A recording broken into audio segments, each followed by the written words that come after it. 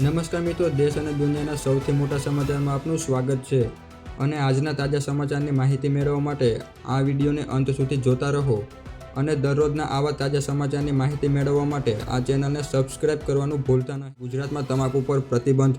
રાજ્ય સરકાર દ્વારા ગુટકા કે પાન મસાલા કે જેમાં તમાકુ કે નિકોટિનની હાજરી હોય તેવા વેચાણ, સંગ્રહ અને વિતરણ ઉપર પ્રતિબંધ મૂકતું notification commissioner of food safety, ખોરાક અને ઔષધ નિયમન તંત્ર ગુજરાત રાજ્ય ગાંધીનગર દ્વારા તારીખ 6 સપ્ટેમ્બર 2025ના રોજ બહાર પાડવામાં આવ્યું છે. ગુજરાત રાજ્યમાં કોઈપણ વેપારી જેમાં તમાકુ કે નિકોટિનની હાજરી હોય તેવા વેચાણ, સંગ્રહ અને વિતરણ કરતા માલુમ પડશે તો યોગ્ય કાયદા હેઠળ કડક અને કાયદેસરની કાર્યવાહી કરવામાં આવશે. ત્યારબાદ આજના અન્ય સમાચાર વિશે વાત કરીએ તો કૃષિ મંત્રીએ કરી મોટી જાહેરાત. ગુજરાતના નવા કૃષિ મંત્રીએ ખેડૂતોને નુકસાનમાં સહાય મુદ્દે જાહેરાત કરવામાં આવી છે. 2500 કરોડની સહાય એ માનવતાની દ્રષ્ટિએ અત્યારે કરવામાં આવી છે. કૃષિ મંત્રીએ કહ્યું છે કે જરૂર પડે તો સહાય 2500 કરોડથી વધારીને 5000 કરોડ સુધી લંબાવાય તેવી બાંહેધરી આપી છે. ત્યારબાદ આજના અન્ય બીજા સમાચાર વિશે વાત કરીએ તો ગુજરાત સરકારની ખૂબ જ સારી યોજના. રાજ્ય સરકારે નમોશ્રી યોજના શરૂ કરી છે, જે સગર્ભા સ્ત્રીઓ અને માતાઓ માટે આરોગ્ય અને પોષણ સુધારવામાં મહત્વપૂર્ણ રહેશે. આ યોજનાથી યોગ્ય લાભાર્થીઓને 12,000 રૂપિયાની આર્થિક સહાય મળશે, જેનાથી માતા અને શિશુના મૃત્યુદરમાં ઘટાડો જોવા મળશે. આ યોજનાનો લાભ 8 લાખથી ઓછી આવક ધરાવતા પરિવારો માટે છે. નમોશ્રી યોજનાનું ફોર્મ આંગણવાડી કેન્દ્ર અથવા ગ્રામસભા અથવા ગ્રામ પંચાયત કચેરીમાં મફત મળે છે. તે ફોર્મ તમારે ભરવાનું રહેશે અને તમને 12,000 રૂપિયા સુધીની આર્થિક સહાય મળશે. ત્યારબાદ મિત્રો આજના બીજા સમાચાર વિશે વાત કરીએ તો શું સરકાર ખેડૂત વિરોધી છે? ગુજરાતના કોંગ્રેસ પ્રમુખ અમિતભાઈ ચાવડાએ કેન્દ્ર અને રાજ્યમાં સત્તા પર રહેલી ભાજપ સરકાર પર ખેડૂતોના મુદ્દે આકરા પ્રહારો કર્યા છે. તેમણે સ્પષ્ટપણે જણાવ્યું છે કે કેન્દ્ર અને રાજ્યમાં રહેલી ભાજપ સરકારનું ખેડૂતો મુદ્દે એક પણ વચન સાચું પડ્યું નથી અને આ સરકારની નીતિ સંપૂર્ણપણે ખેડૂત વિરોધી હોવાનું સાબિત થયું છે. ત્યારબાદ આજના બીજા મુખ્ય સમાચાર વિશે વાત કરીએ તો મહિલાઓને 2 લાખ રૂપિયાની ભેટ. સરકારે મહિલાઓ માટે મહિલા સ્વાવલંબન યોજના શરૂ કરી છે. આ યોજના હેઠળ મહિલાઓને વ્યવસાય શરૂ કરવા માટે રૂપિયા 2 લાખ સુધીની લોન આપવાની વ્યવસ્થા છે.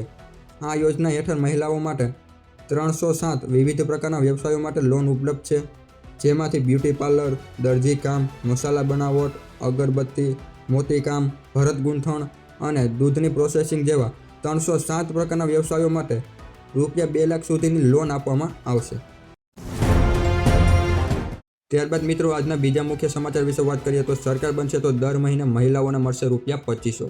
પ્રિયંકા ગાંધી આજે બિહારની બીજી મુલાકાતે છે. આ મુલાકાત દરમિયાન તેમણે સૌપ્રથમ પટનામાં મહિલા સંવાદ કાર્યક્રમમાં ભાગ લીધો હતો. આ દરમિયાન પ્રિયંકા ગાંધીએ મહિલાઓને એક મહત્વપૂર્ણ વચન આપ્યું હતું. તેમણે જણાવ્યું હતું કે જો તેમની સરકાર બનશે તો તેઓ જરૂરિયાતમંદ મહિલાઓને દર મહિને 2500 રૂપિયા આપશે. તેમણે 2.5 મિલિયન રૂપિયાના આરોગ્ય વીમાનું પણ વચન આપ્યું હતું.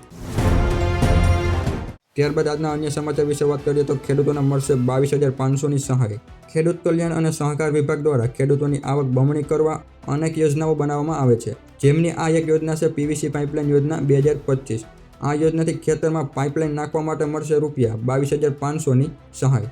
હવે આ યોજના માટે તમારે ઓનલાઈન અરજી કરવાની રહેશે, જે અરજી તમે આઈ ખેડૂત પોર્ટલ પર કરી શકશો અને તમને મંજૂરી મળી ગયા બાદ તમારે થોડીક ઓફલાઈન પ્રક્રિયા પણ કરવાની રહેશે. ત્યારબાદ મિત્રો આજના બીજા સમાચાર વિશે વાત કરીએ તો ગુજરાતમાં ખેડૂતો કરશે આંદોલન.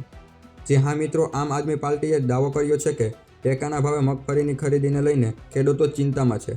પાર્ટીએ માંગ કરી છે કે સરકારે ખેડૂતો પાસેથી ઓછામાં ઓછી 250 મણ મગફળી ખરીદવી જ જોઈએ. પ્રદેશ પ્રમુખ ઈસુદાન ગઢવીએ આરોપ લગાવ્યા છે કે ભાજપના મળતિયાઓ ખરીદી દરમિયાન ખેડૂતોને લૂંટે છે. જો આ માંગ પૂરી નહીં થાય તો આંદોલનની ચીમકી પણ આપી છે. ખેડૂતો પાસેથી ઓછામાં ઓછી 250 મણ મગફળીની ખરીદી કરવાની માંગ કરી છે. તો મિત્રો તમારું શું કહેવું છે? ખેડૂતો પાસેથી 250 મણ મગફળીની ખરીદી કરવી જોઈએ કે નહીં? અમને કોમેન્ટ બોક્સમાં જરૂરથી જણાવજો. ત્યારબાદ આજના અન્ય બીજા સમાચાર વિશે વાત કરીએ. ખેડૂતોની લોન માફી સમગ્ર દેશમાં સૌથી વધુ ચર્ચિત વિષય છે. તેવામાં તેલંગાણામાં ખેડૂતોની લોન માફ કરવામાં આવી છે. તેલંગાણાના સીએમ રેવંત રેડ્ડીએ લોન માફી યોજનાની જાહેરાત કરી છે. તેમણે કહ્યું કે 11 ડિસેમ્બર 2018 અને 9 ડિસેમ્બર 2023 વચ્ચે લોન લેનારા ખેડૂતો માટે 2 લાખ રૂપિયા સુધીની લોન સંપૂર્ણપણે માફ કરવામાં આવશે. આ પહેલાં ઝારખંડ સરકારે પણ ખેડૂતોને 2 લાખ રૂપિયા સુધીની લોન માફ કરવાની જાહેરાત કરી હતી. મિત્રો, તમારા મતે પણ ગુજરાતના ખેડૂતોની પણ લોન માફ થવી જોઈએ કે નહીં તે અમને જણાવજો. અને ગુજરાત સરકાર પણ જો આવો નિર્ણય લે તો ગુજરાતના 90% ખેડૂતો લોનમાંથી મુક્ત થઈ શકે છે. ત્યારબાદ મિત્રો આજના મુખ્ય બીજા સમાચાર વિશે વાત કરીએ તો 3000 રૂપિયાના ફાસ્ટેગ પાસ ધારકોને લાગી લોટરી. જી હા મિત્રો, NHAએ કરી મોટી જાહેરાત. National highway authority of India દ્વારા કાર માલિકોને મોટી રાહત આપતા 3000 રૂપિયાનું વાર્ષિક પાસ શરૂ કરવામાં આવ્યો હતો. આ પાસની શરૂઆત થયા બાદ કાર માલિકોને ખૂબ જ રાહત મળી હતી. નેશનલ હાઈવે એપ દ્વારા તમે ઓનલાઈન 3000 રૂપિયાનો પાસ જારી કરીને 200 ટ્રીપ માટે અથવા 1 વર્ષ માટે ટોલ પ્લાઝાનો ઉપયોગ કરી શકશો. હવે નેશનલ હાઈવે ઓથોરિટી ઓફ ઇન્ડિયાએ જાહેરાત કરી છે કે તે નેશનલ હાઈવે યુઝર્સ માટે ટોલ પ્લાઝા પર માસિક અને વાર્ષિક પાસની માહિતી પ્રદર્શન કરશે. તો હવે આગળના સમયમાં તમને માસિક પાસની પણ વ્યવસ્થા જોવા મળી શકશે.